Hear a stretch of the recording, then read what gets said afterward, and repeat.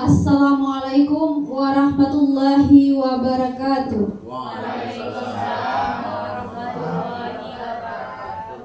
Hamdan yuwaffi ni'amahu wa yukaffi mazidah kama yanbaghi li jalali wajhika wa azim sultanik. Asyhadu an la ilaha illallah wa asyhadu anna Muhammadan abduhu wa rasuluh la nabiyya ba'da amma ba'du. Pada siang hari ini marilah kita kembali memperbaharui rasa syukur kita kepada Allah Subhanahu wa taala dengan mengucapkan alhamdulillahirabbil alamin karena kita masih bisa diberikan berkumpul di ruangan yang sama-sama kita cintai ini.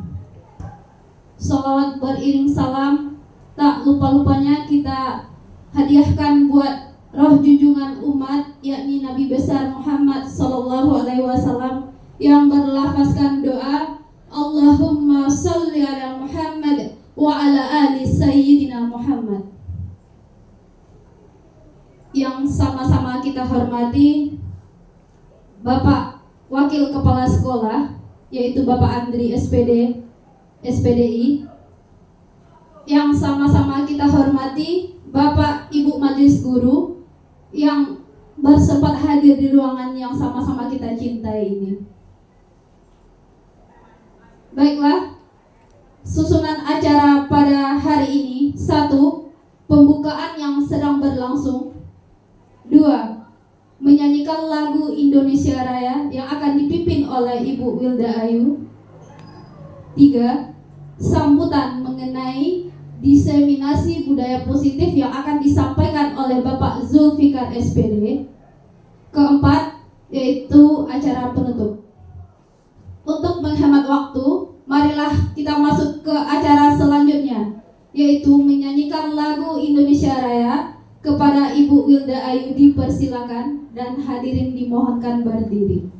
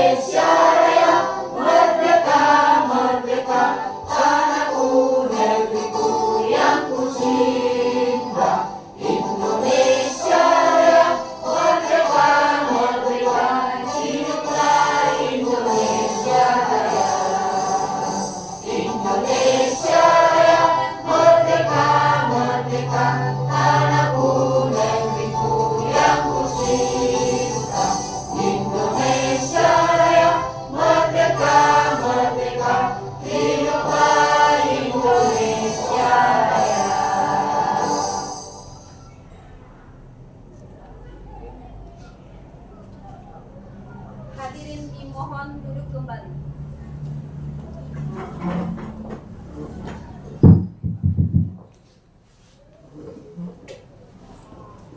Acara selanjutnya, kata sambutan oleh kepala sekolah yang akan diwakili oleh Bapak Wakil Sarana Prasarana kita kepada Bapak Andri SPDI dipersilakan.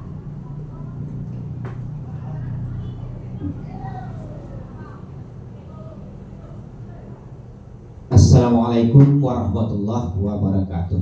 Waalaikumsalam warahmatullahi wabarakatuh. Alhamdulillahirabbil alamin wassalatu wassalamu ala asrofil anbiya wal mursalin wa ala alihi wa sahbihi rasulillahi ajma'in. Asyhadu an la ilaha illallah wa asyhadu anna Muhammadan abduhu wa rasuluh allazi la nabiyya ba'da. Amma ba'du. Puji syukur alhamdulillah senantiasa kita ucapkan kehadirat Allah Subhanahu wa taala, di mana pada kesempatan hari ini kita masih diberi berupa nikmat, yaitu nikmat kesehatan serta kesempatan untuk berhadir di ruangan kita ini. Tidak lain adalah mengikuti kegiatan diseminasi budaya positif yang akan disampaikan oleh Bapak Zulfikar SPD. Dalam hal ini beliau sedang mengikuti dalam kegiatan guru penggerak, yaitu angkatan 11 ya Pak Zulfikar ya, angkatan 11. Mudah-mudahan apa yang kita laksanakan pada kesempatan ini dapatlah nanti menambah wawasan kita serta pemahaman kita, apalagi kita selaku tenaga pendidik yang akan mentransfer ilmu kepada anak-anak kita nanti dalam pengelolaan baik dalam lokal maupun di luar lokal. Kemudian salawat dan salam tidak lupa kita kirimkan atas junjungan Nabi besar kita Muhammad Rasulullah Sallallahu Alaihi Wasallam, panutan umat, dengan hantaran doa Allahumma sholli ala Sayyidina Muhammad wa ala ali Sayyidina Muhammad. Mudah-mudahan kita selaku pengikut beliau kita mendapat syafaat indahnya di akhir kelak nantinya. Amin, amin ya rabbal alamin. Yang kita hormati Bapak Kepala Sekolah, dan maaf juga beliau menyampaikan tidak sempat hadir karena ada kegiatan yang sangat mendesak, maka diwakilkan oleh kami untuk berikan sambutan di acara pada hari ini. Kemudian yang kita hormati Bapak-bapak, Ibu-ibu, tenaga pendidik ataupun majelis guru SMA Negeri 1 Lumajang yang telah Bapak hadir di ruangan ini sesuai dengan undangan yang telah disampaikan oleh Bapak Zulfikar.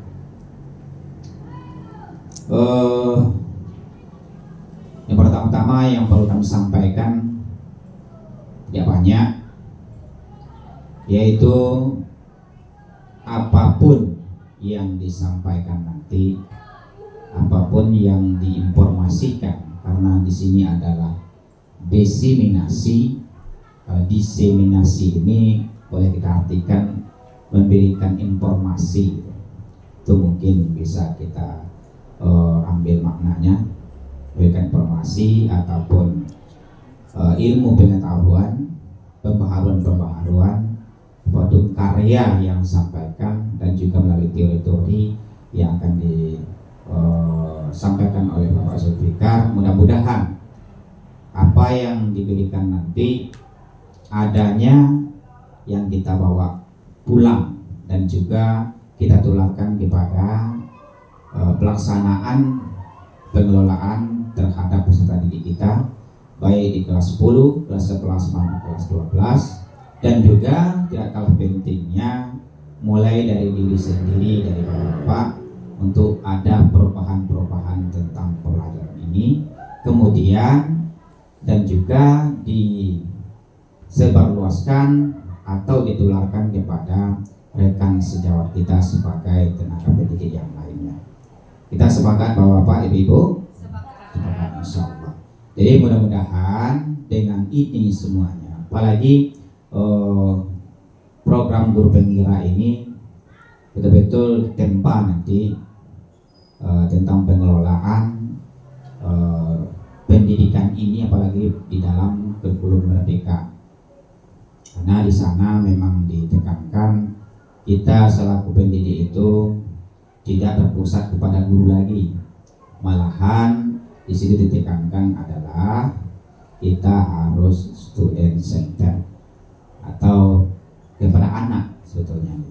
Jadi pengembangan potensi dan bakat minat anak itu memang harus kita kembangkan dengan adanya ilmu-ilmu yang bisa kita gali daripada anak kita itu, maka akan terkuat dan keluarlah potensi-potensi yang sangat cemerlang yang akan kita peroleh nanti keberhasilan daripada anak-anak kita.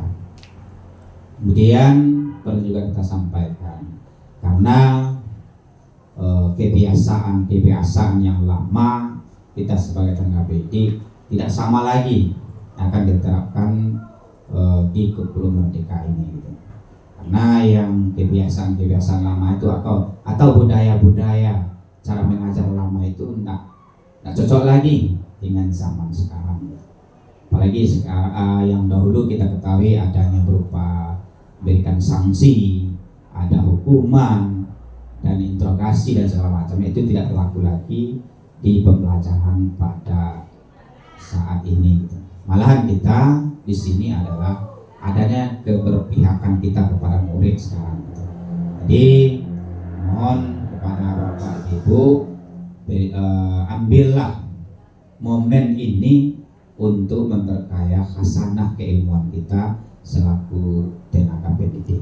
Jadi dan juga kita pesankan nanti kepada Pak Zulfikar, apapun ilmu-ilmu yang didapatkan oleh Bapak Zulfikar SPD di program Guru Penggerak ini kami sampaikan berkali-kali, mohon ditularkan kepada kita yang sebagai tenaga pendidik, terkhusus di SMA Negeri 1 Lembang Melintang ini.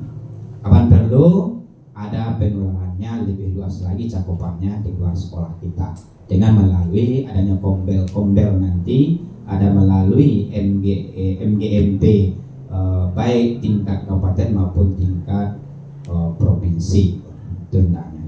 Kemudian yang lebih tidak kalah pentingnya, kalaulah sudah bertambah nanti para pendidik kita mengikuti program Guru Penggerak ini, tentu kita berharap sekolah kita ini secara otomatis bisa diajukan sebagai sekolah penggerak, karena sudah adanya termasuk pimpinan kita, kepala sekolah itu sudah lulusan Guru Penggerak. Jadi kalau kepala sudah lulusan Guru Penggerak, apalagi ditambah lagi dengan guru-guru kita yang banyak mengikuti program Guru Penggerak ini, alhamdulillah akan melancarkan dan memudahkan sekolah kita ini ke depan menjadi sekolah penggerak. Itu harapan kita dan doa kita bersama. Mudah-mudahan apa yang kita harapkan dan ikhtiar kita bersama terwujud dengan ke depannya. Amin. Amin ya rabbal alamin. Mungkin itu saja saya pengantar dan juga sambutan dari kami. Pergunakanlah waktu saat sekarang ini mengikuti diseminasi ini dengan baik Bapak-bapak, Ibu-ibu. Jadi harapan ke depannya tentu ada pembaharuan terlebih yang positif terhadap lingkungan sekolah kita ini, apalagi budayanya di sini adalah budaya positif. Dari saya terkurang mohon maaf, tidak ada kesalahan. Wabillahi taufiq wal hidayah. Assalamualaikum warahmatullahi wabarakatuh. Terima kasih kepada Bapak Andri yang telah memberikan kata sambutannya. Semoga harapan yang disampaikan oleh Bapak Andri bisa diwujudkan nanti di sekolah kita melalui kegiatan yang dilakukan oleh Bapak Zulfikar. Masuk ke acara selanjutnya, yaitu acara inti, yaitu penyampaian materi diseminasi budaya positif oleh Bapak Zulfikar SPD. Kepada Bapak dipersilakan.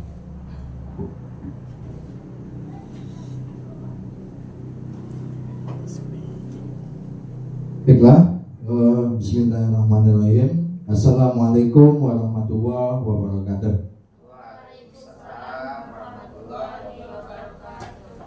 Bapak Ibu, supaya jangan terlalu tegang sebelum mulai kegiatan, bagaimana kalau kita ice breaking terlebih dahulu? Kepada Bapak Ibu dipersilakan untuk berdiri dan kursinya boleh dimasukkan ke bawah mejanya.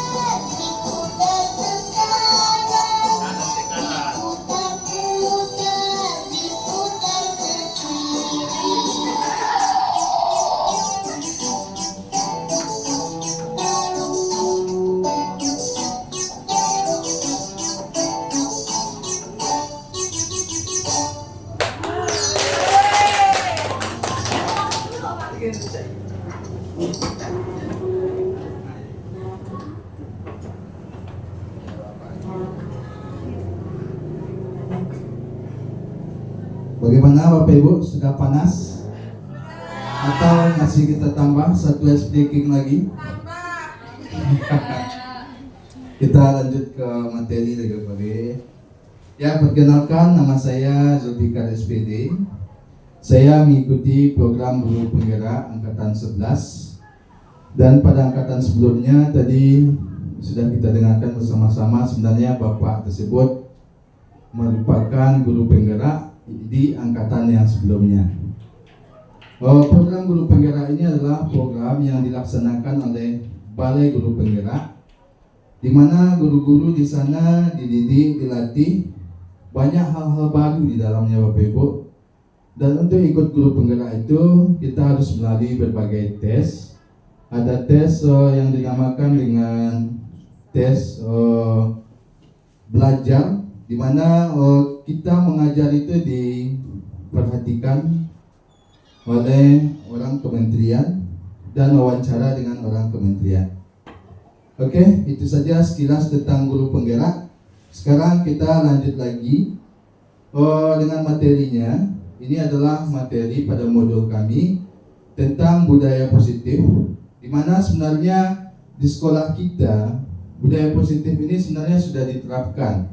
Ada budaya 5S ya, senyum, salam, sapa, sopan, santun. 3 lagi, secara lebih jauhnya akan kami jelaskan di sini kita. Karena sebenarnya sudah kita terapkan di sini, terutama di gerbang sekolah kita. Kita bersalaman dengan peserta didik kita di pagi hari, dan juga pada saat mau masuk PBM di kelas, peserta didik kita menunggu gurunya dan kita melaksanakan salaman dengan peserta didik sebelum masuk ke kelas. Oke, kami lanjut lagi. Konsep inti budaya positif itu adalah ada perubahan paradigma positif. Yang dimaksud perubahan paradigma positif itu di sini, hal-hal yang kita lakukan sebelumnya ternyata banyak hal-hal yang salah yang kita laksanakan, sehingga kita ingin berubah ke arah yang lebih baik, ke arah yang lebih baru kita. Ada yang dinamakan dengan disiplin positif, ada yang dinamakan dengan nilai-nilai kebijakan, ada yang dinamakan dengan kebutuhan dasar manusia, ada yang dinamakan dengan motivasi perilaku manusia, dan ada yang dinamakan dengan posisi kontrol guru, keyakinan kelas, dan yang terakhir itu adalah segitiga restitusi. Pembelajaran dengan paradigma baru. Nah, kita mulai dari situ Bapak Ibu ya. Pembelajaran dengan paradigma baru merupakan pembelajaran yang dirancang berdasarkan prinsip pembelajaran berdiferensiasi. Nah, pembelajaran berdiferensiasi itu sebenarnya itu adalah sebuah pembelajaran yang berpihak kepada murid, gitu ya. Berarti di sana pembelajaran yang kita lakukan itu di mana kita menyesuaikan dengan gaya belajar dari peserta didik itu. Nah, gaya belajar dari peserta didik itu kan terbagi dengan 3 macam. Ada peserta didik itu yang tertarik dengan audio, ada yang peserta didik itu yang tertarik dengan visual, ada yang tertarik dengan audio visual, dan ada yang tertarik dengan kinestetik, bergerak gitu. Nah, jadi intinya sebenarnya pembelajaran yang ada sekarang itu harusnya kita sesuaikan dengan model yang seperti itu Bapak Ibu. Tidak bisa kita memaksakan peserta didik itu, kita misalnya metodenya masih konvensional saja, metode ceramah saja seperti itu. Tidak bisa seperti itu. Kita harus menyesuaikan dengan hal-hal yang disukai oleh peserta didik kita. Wajar saja kalau peserta didik kita tersebut tidak mengikuti pembelajaran yang kita berikan, karena pembelajaran yang diberikan itu kurang menarik, kurang tertarik untuk peserta didik itu, karena tidak sesuai dengan gaya belajarnya gitu. Oke, saya lanjut lagi. Peserta didik belajar dengan kebutuhan berdasarkan tahap perkembangan sesuai dengan teori psikologi modern. Miskonsepsi tentang teori kontrol. Nah, jadi ini hal-hal yang salah yang kita lakukan. Ada ilusi guru mengontrol murid.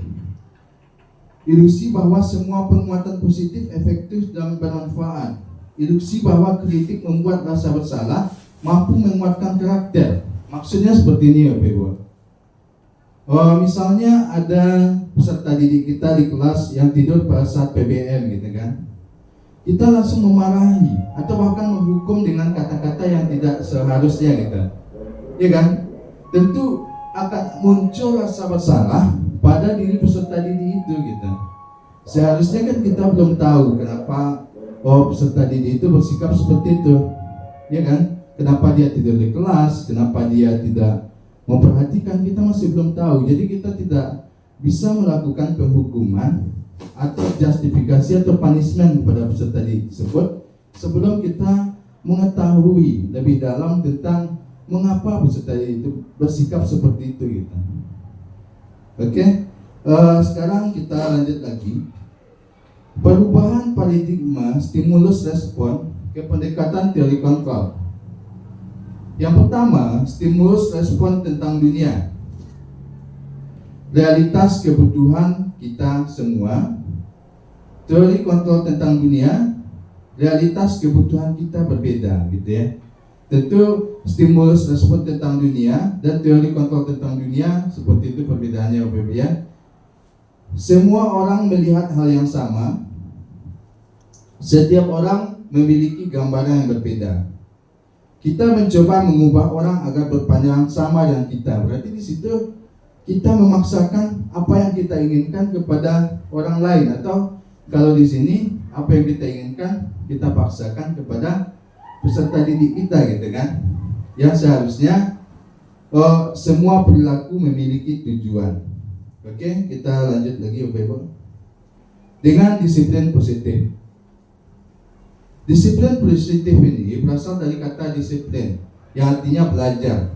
Disiplin mengacu pada diri yang memiliki tanggung jawab terhadap apa yang dilakukan berdasarkan. Disiplin positif merupakan salah satu cara penerapan disiplin yang bertujuan untuk menumbuhkan kesadaran serta memberdayakan peserta didik tentang imbalan penghargaan atau reward, ancaman atau hukuman. Jadi disiplin positif itu sebenarnya Bapak Ibu, kalau kita memberikan misalnya konsekuensi atau memberikan reward gitu kepada peserta didik kita, sebenarnya efek negatifnya itu tetap ada kepada peserta didik itu gitu. Jadi sebagai pendidik, tujuan kita adalah menciptakan peserta didik yang memiliki disiplin diri sehingga berperilaku mengacu kepada nilai-nilai kebajikan universal dan memiliki nilai-nilai yang diyakini motivasi intrinsik dalam perubahan perilaku ke arah yang lebih baik. Maksudnya seperti ini Bapak Ibu. Sebenarnya kita tidak bisa memotivasi peserta didik itu dengan cara kita memberikan reward atau kita memberikan hukuman atau punishment kepada peserta didik itu. Kita harusnya memberikan motivasi kepada peserta didik itu, di mana motivasi itu berasal dari dalam dirinya sendiri gitu. Itu yang dinamakan dengan motivasi intrinsik. Jadi di sini itu gunanya kita belajar tentang budaya positif ini supaya kita bisa memunculkan motivasi dari peserta didik itu sendiri gitu. Tanpa adanya kita melakukan konsekuensi, melakukan hukuman, dan memberikan punishment yang tidak seharusnya kepada peserta didik tersebut. Nilai-nilai kebajikan, nilai-nilai yang disepakati bersama, lepas dari suku bangsa, agama, bahasa, maupun latar belakangnya. Contoh nilai kebajikan institusi atau organisasi, ada yang dinamakan dengan profil pelajar Pancasila, ada PYP atau Ibu Prima Years Program. Selanjutnya ada 9 pilar karakter Indonesia, Heritage Foundation gitu ya. Jadi nilai-nilai kebajikan ini sebenarnya bukan merupakan sebuah peraturan ya Bapak Ibu. Jadi nilai-nilai ini merupakan hal yang disepakati bersama seperti itu Bapak Ibu ya. Oke, kita lanjut saja. Lanjut dengan kebutuhan dasar manusia. Kebutuhan dasar manusia adalah segala sesuatu yang dibutuhkan oleh manusia untuk mempertahankan keseimbangan kondisi fisiologis dan psikologis yang bertujuan untuk mempertahankan kehidupan dan kesehatan. Maksudnya di sini tentu kebutuhan dasar seperti bahasa yang kita pergunakan pada umumnya, artinya itu adalah hal-hal yang paling mendasar yang kita butuhkan gitu Bapak ya. Kalau tidak ada itu berarti tidak bisa kita lakukan keberlanjutan untuk kehidupan kita. Nah, jadi 5 kebutuhan dasar manusia itu adalah yang pertama, ada yang dinamakan dengan penguasaan. Yang kedua, ada yang dinamakan dengan kasih sayang dan rasa diterima.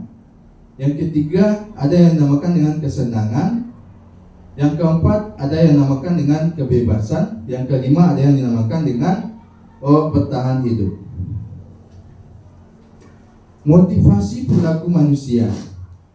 Untuk motivasi perilaku manusia itu, yang pertama, untuk ketidaknyamanan menghindari hukuman, untuk mendapatkan imbalan penghargaan dari orang lain, dan untuk menjadi orang yang mereka inginkan dan menghargai diri sendiri dengan nilai-nilai yang mereka percaya. Maksudnya di sini perilaku dari manusia itu seperti ini modelnya gitu Bapak ya. Ada tujuannya, itu tujuannya yang 3 ini gitu. Hal itu yang akan kita rubah ke arah yang lebih baik gitu. Oke. Lanjut dengan konsep disiplin. Konsep disiplin dengan identitas yang gagal. Berarti di sini hal-hal yang negatif yang biasa dilakukan seperti itu Bapak Ibu ya, yang terjadi di lapangan. Yang pertama ada yang dinamakan dengan hukuman. Yang kedua ada yang dinamakan dengan penghargaan. Jadi yang hukuman itu seperti apa ciri-cirinya kan itu sekarang yang termasuk ke dalam hukuman gitu ya. Yang punishment atau hukuman. Berarti hukuman itu yang pertama menyakitkan. Yang kedua nyaman murid takut gitu ya. Berarti murid itu menjadi takut. Yang ketiga memaksa murid. Misalnya ada peserta didik kita yang sepatunya misalnya tidak sesuai dengan warna sepatu yang ada di aturan sekolah misalnya, dia memakai warna yang tidak hitam, sehingga peserta didik itu seharian tidak memakai sepatu di sekolah, sepatunya harus dibuka dan tidak memakai sepatu seharian di sekolah. Itu termasuk ke dalam memaksa. Selanjutnya ada menyembunyikan kesalahan dan murid menjadi rendah diri gitu ya. Oke, selanjutnya ada lagi yang sebenarnya yang salah sebenarnya di paradigma pemikiran kita, itu tentang penghargaan gitu ya, atau reward. Untuk penghargaan itu cirinya itu tidak efektif merusak. Yang kedua, hubungan sifat iri atau mematikan kreativitas. Yang ketiga, menghukum dengan sistem ranking. Yang keempat, merampas hak menghargai diri. Jadi kalau penghargaan itu seperti itu efeknya kepada peserta didik kita.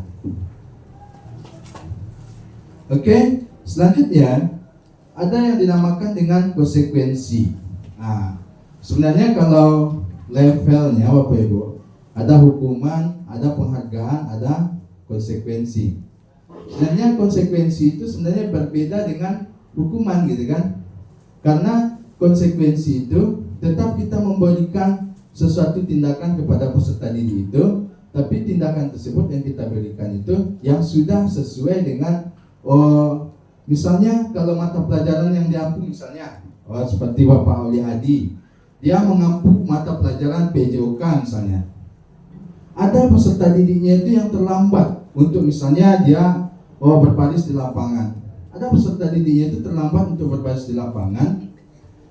Dan Bapak Auli Hadi menyuruh peserta didik itu untuk berlari berkeliling di lapangan tersebut. Itu kan sebenarnya Bapak Ibu, itu tidak termasuk ke dalam hukuman kalau itu sesuai dengan yang dijalani gitu. Misalnya kalau beliau berolahraga kan menyuruh peserta didiknya berlari keliling lapangan, itu kan sesuai dengan mata pelajaran yang diampu gitu ya. Jadi itu yang dinamakan dengan konsekuensi. Jadi kalau misalnya ada peserta didik kita itu tidak membuat tugas misalnya, tidak bisa kita kasih dia berdiri di depan selama jam mata pelajaran kita. Itu bukan merupakan sebuah konsekuensi, tapi kita kasih dia tugas yang double. Itu baru dia dinamakan dengan konsekuensi, Bapak Ibu. Jadi misalnya ada PR gitu di rumahnya, peserta didik itu tidak mengerjakan, tentu tidak bisa kita memberikan hukuman selain daripada profesionalitas bidang yang kita lakukan gitu. Kalau dia lupa membuat tugas, ya kasih tugas lagi dia, seperti itu maksudnya. Itu yang dinamakan dengan konsekuensi.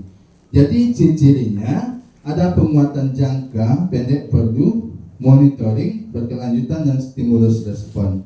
Jadi dibandingkan dengan hukuman, sebenarnya konsekuensi lebih bagus.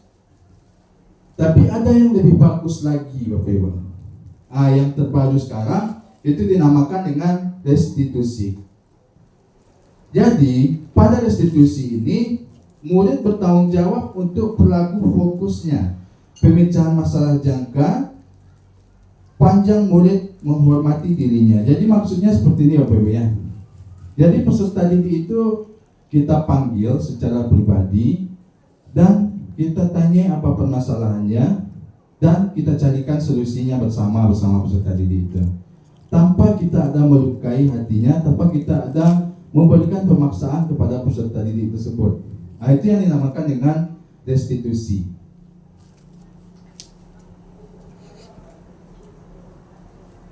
Oke, kita lanjut lagi. Konsep disiplin, pendekatan restitusi. Ini lebih mendalam lagi. Kita bahas tentang restitusi. Mulai dari pengertian dari restitusi ini, Bapak Ibu. Restitusi adalah proses menciptakan kondisi bagi peserta didik, murid untuk memperbaiki kesalahan mereka sehingga mereka bisa kembali kepada kelompok. Jadi di situ kita yang memancing, bukan kita yang melakukan justifikasi kepada peserta didik itu bahwasanya dia bersalah gitu. Tidak seperti itu. Jadi kita memancing peserta didik itu untuk mengetahui mana yang peserta didik itu langgar atau siswa itu langgar gitu. Seperti itu, Bapak Ibu. Dan sehingga dia menyadari apa kesalahan-kesalahan yang telah dia lakukan gitu. Oke, lanjut dengan ciri-ciri restitusi. Ciri-ciri restitusi itu yang pertama, bukan menebus kesalahan, namun untuk belajar dari kesalahan. Jadi intinya seperti itu, Bapak Ibu ya. Yang kedua, memperbaiki hubungan. Yang ketiga, tawaran bukan paksaan. Itu yang saya maksud tadi, Bapak Ibu ya. Sangat berbeda jauh dengan konsep yang ada pada hukuman. Restitusi menuntun untuk melihat ke dalam diri. Restitusi kebutuhan dasar mendasari tindakan. Restitusi diri adalah cara yang paling baik. Restitusi fokus pada karakter, bukan tindakan. Restitusi fokus kepada solusi. Jadi kalau kita banding-bandingkan, memang restitusi ini adalah yang paling bagus. Dan mungkin kedepannya bagusnya restitusi inilah yang kita terapkan di sekolah, bukan hukuman, bukan konsekuensi dan juga punishment gitu, Bapak Ibu ya. Oke, selanjutnya contoh kasus. Ini yang saya maksud tadi, Bapak Ibu. Misalnya siswa sering tidak mengerjakan PR. Kalau di hukuman, guru menghukum dengan tidak hormat, berdiri di depan bendera selama 10 menit. Itu kan sebenarnya hal-hal yang lama dan tidak diberlakukan lagi sekarang gitu. Karena hukuman atau punishment itu sangat tidak baik untuk psikologis peserta didik kita gitu kan. Belum lagi malunya, belum lagi capeknya kena hukum, tapi dia lebih besar malunya karena berdampak pada mental peserta didik tersebut. Selanjutnya, konsekuensi. Ini yang saya maksud tadi, Bapak Ibu. Kalau peserta didik tidak membuat tugas, kita kasih dia tugas lagi sebagai konsekuensi dari perbuatan atau kesalahan yang dia lakukan. Itu yang dimaksud dengan konsekuensi. Sejalan atau linear dengan permasalahan atau kesalahan yang dia lakukan gitu. Dan sesuai juga dengan bidang kita gitu. Jadi kalau misalnya peserta didik itu tidak membuat tugas, tapi kita suruh berdiri di depan, itu bukan konsekuensi, itu merupakan hukuman atau punishment gitu. Tapi kalau kita lupa dia membuat tugasnya, kita kasih tugas double, tugas kuadrat jadinya kan, atau double tugas jadinya untuk dia. Nah itu boleh, karena itu merupakan konsekuensi gitu. Masih sejalan gitu. Oke, lanjut dengan destitusi. Destitusi, guru menanyakan keyakinan kelas dirinya dan membantu siswa untuk menyelesaikan. Jadi yang dimaksud dengan keyakinan kelas ini seperti ini Bapak Ibu ya. Konsepnya agak berbeda dengan peraturan gitu. Kalau peraturan misalnya yang ada di sekolah kita, dilarang membuang sampah gitu di lokasi ini, atau dilarang merokok seperti itu.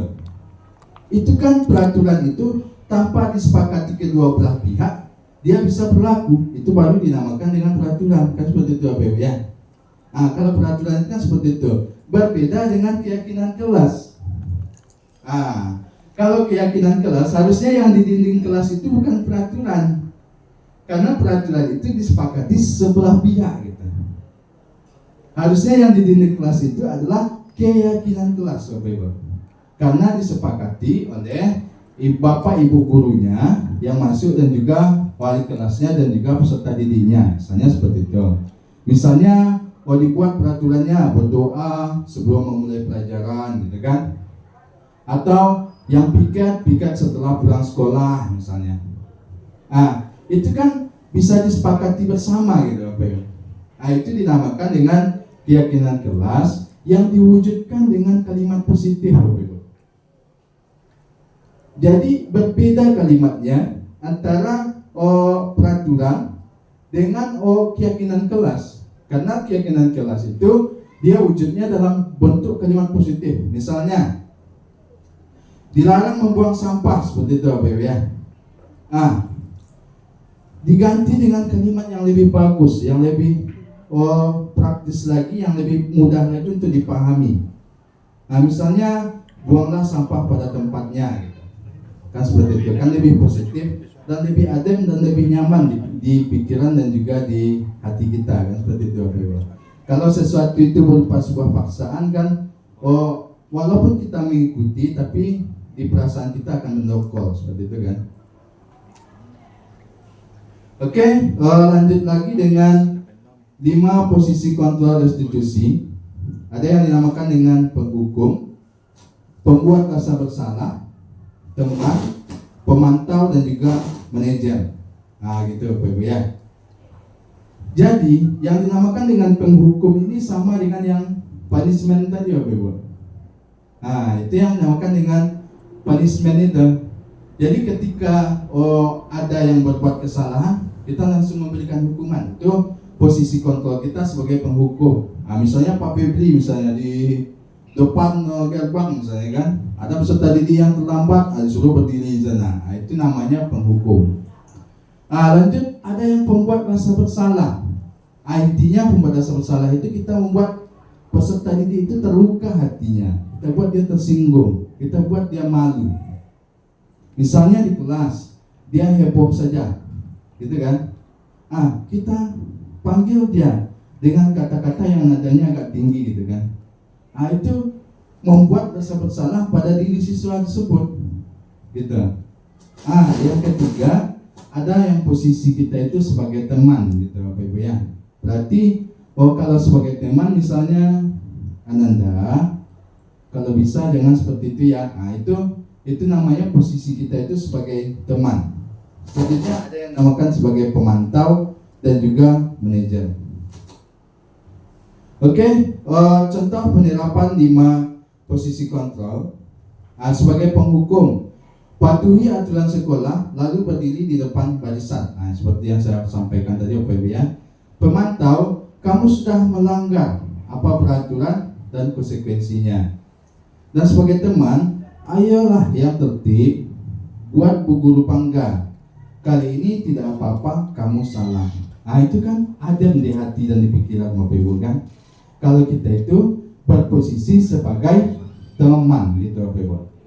Oke, selanjutnya ada yang dinamakan dengan pembuat rasa bersalah. Berapa kali Bu Guru harus memberitahu kamu, Bu Guru kecewa sama kamu. Nah itu kan agak kena di hati peserta didik kita Bapak Ibu kan. Tanpa kita sadari sebenarnya kita sudah membuat hal negatif atau memberikan dampak mental yang negatif pada peserta didik kita tersebut kita. Selanjutnya ada yang dinamakan dengan manajer. Apakah kamu tahu kesalahan kamu? Kira-kira bagaimana kamu akan memperbaiki kesalahan ini gitu. Nah, selanjutnya yang dinamakan dengan keyakinan kelas yang saya sampaikan tadi.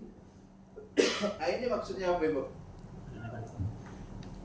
Itu keyakinan kelas itu disepakati bersama-sama, berbeda dengan peraturan. Contohnya, penggunaan helm saat mengendarai kendaraan roda 2. Mengapa kita memiliki peraturan tentang penggunaan helm pada saat mengendarai kendaraan roda 2 atau bermotor gitu. Selanjutnya, bagaimana pembentukan keyakinan kelas? Yang pertama, lebih abstrak dari peraturan. Yang kedua, berupa pernyataan universal. Selanjutnya dibuat dalam bentuk positif. Selanjutnya sedikit saja dan mudah diingat. Selanjutnya dapat diterapkan di kelas. Selanjutnya semua warga kelas hendak ikut berkontribusi dalam pembuatan keyakinan kelas. Bersedia meninjau kembali keyakinan kelas dari waktu ke waktu. Jadi keyakinan kelas ini lebih adem di hati dan perasaan kita Bapak Ibu ya, dengan peserta didik kita, karena disepakati bersama-sama dan tidak ada paksaan di dalamnya. Kita masuk ke inti yang lebih penting lagi.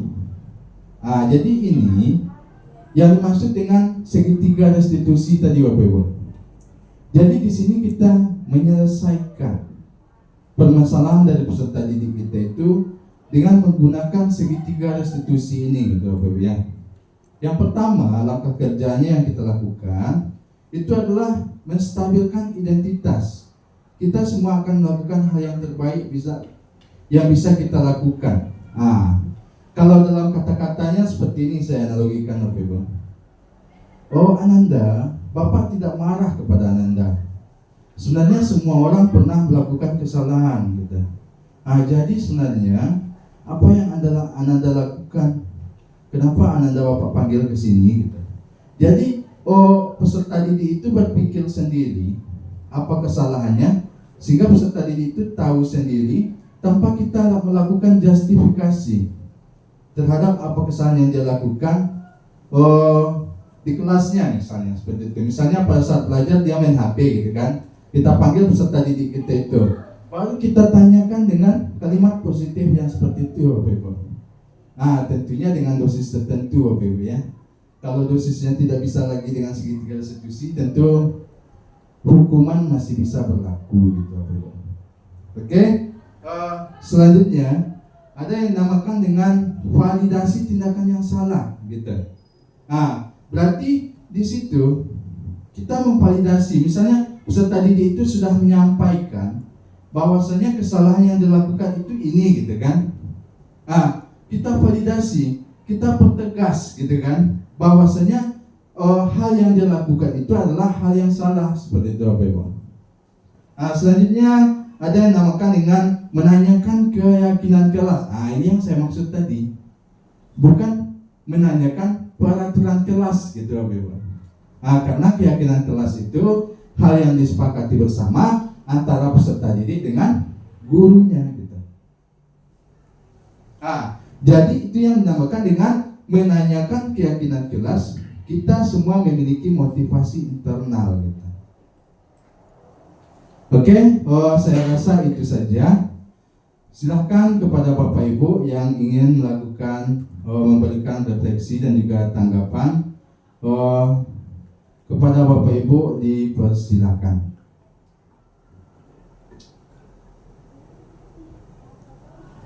Oke, Ibu Mega, kita persilakan.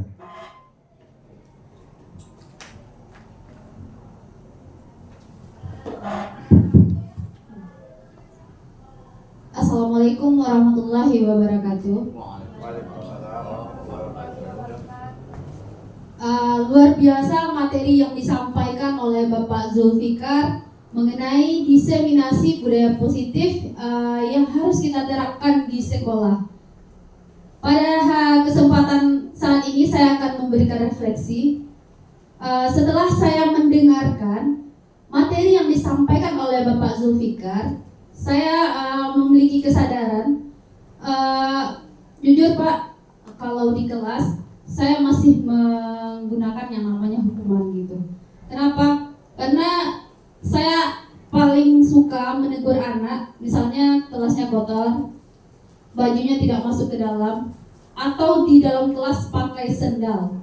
Dengan kata-kata misalnya kalau pakai sendal, apakah kamu pernah melihat ibu bapak gurumu mengajar menggunakan sendal?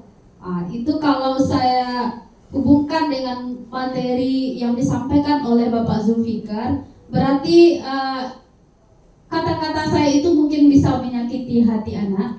Nah, setelah saya mendengarkan materi mengenai penyelesaian masalah dengan menggunakan restitusi tadi, saya paham sekarang bahwasanya kita harus memposisikan diri kita kepada siswa itu sesuai dengan situasi dan kondisinya, dan lebih baiknya kita itu sebagai teman gitu, yaitu memberikan suatu penjelasan kepada anak itu agar mereka itu menyadari sendiri kesalahannya tanpa kita menjudge anak itu agar dia tidak merasa bersalah gitu.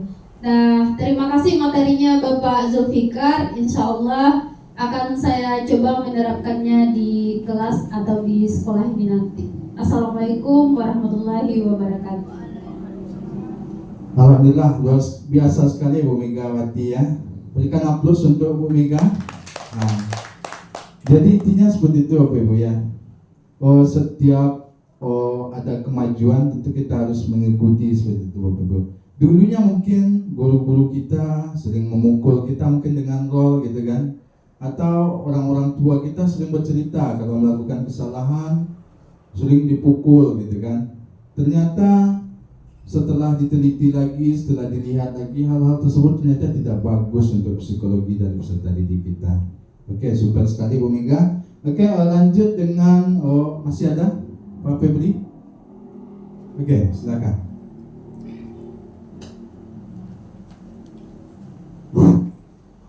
Assalamualaikum warahmatullahi wabarakatuh. Terima kasih pada Pak Fikar. Saya akan memberikan tanggapannya terkait dengan materi yang Bapak Fikar sampaikan tadi. Itu sangat berguna sekali bagi kami, yang mana kerjaan kami sehari-hari adalah untuk membantu, membimbing anak untuk memproses bagaimana peserta didik kita menjadi lebih baik selanjutnya. Jadi istilahnya dengan materi-materi yang disampaikan oleh Bapak Zulfikar tadi, sehingga kami dapat memahami bahwasanya selama ini langkah-langkah yang kami ambil untuk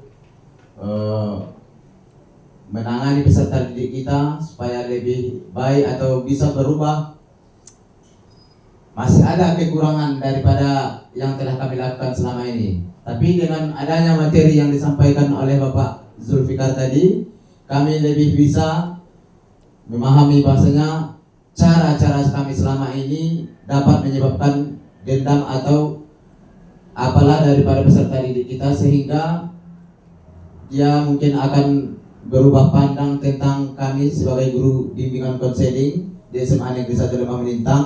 Tapi dengan adanya materi yang disampaikan oleh Bapak Fikar, kami bisa mengubah cara kami atau ibaratnya gimana kami untuk mengolah peserta didik ini supaya bisa lebih baik. Jadi untuk materi yang hari ini saya sangat aplaus sekali bagi Bapak Fikar. Terima kasih waktu yang diberikan. Oke, luar biasa, interaktif sekali Pak Febri ya. Oke, terima kasih Bapak Ibu semuanya untuk partisipasinya pada hari ini. Sekian dan terima kasih. Saya kembalikan lagi kepada moderator. Assalamualaikum warahmatullahi wabarakatuh. Waalaikumsalam warahmatullahi wabarakatuh. Baiklah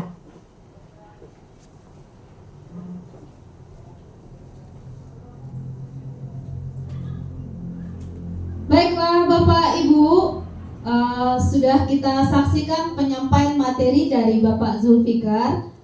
Menurut saya materinya ini sangat luar biasa. Semoga dengan adanya program guru penggerak yang telah dilakukan oleh guru-guru di sekolah SMA 1 Lembah Melintang ini akan membawa dampak positif terhadap perilaku guru dan juga siswa di dalam berinteraksi selama di sekolah. Mungkin hanya itu yang dapat saya sampaikan. Jika ada kata-kata saya yang salah, mohon dimaafkan. Saya akhiri. Assalamualaikum warahmatullahi wabarakatuh.